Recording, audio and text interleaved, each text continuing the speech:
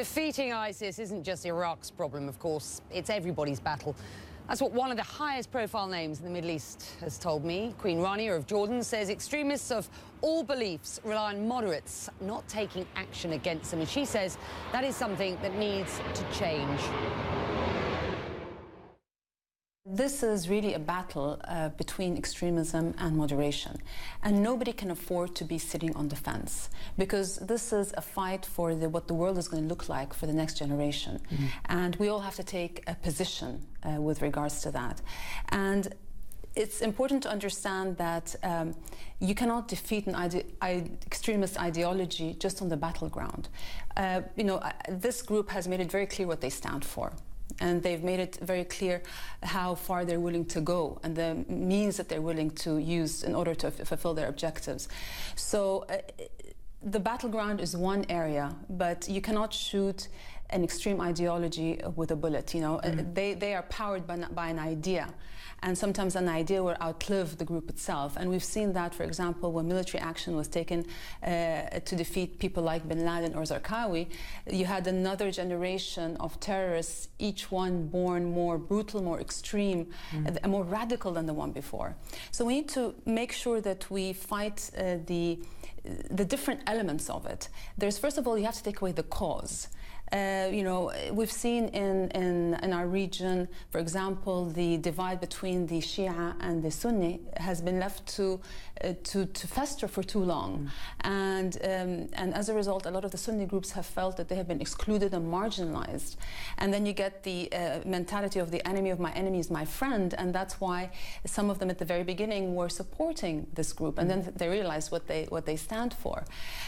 So it's important for the Sunnis, for example, in the region, to be able to see an exit out of this political predicament, to see new horizons for themselves, to feel that they are included and that they have a say and that there's equity in the sharing of power and resources.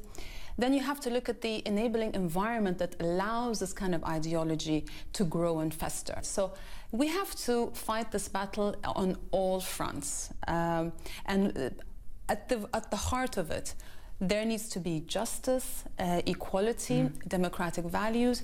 Our young people have to feel that they have a future to look forward to, that they have better economic prospects. And I think that's the best way to fight these kind of extreme groups. You've talked about justice, equality. Our young people need hope. For young Jordanians and young Syrian refugees who don't have any hope at the moment, how concerned are you about the fomenting of extremist violence?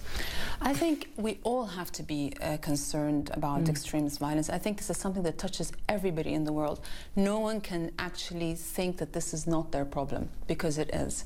And when I say this is a fight between extremism and moderation, I mean it's extremists on all sides and all religions, and moderates on all sides and all religions. So I think this is something we all have to think about. We have to see that it is our battle.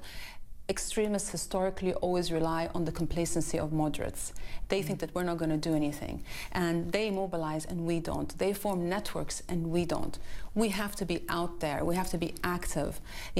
Each one of us has a role to play in really fighting for it, because this is our life that we're fighting for, and the life of our children. As that fight continues at home as a host country of so many refugees at present, do you feel let down by the international community, and what needs to happen next?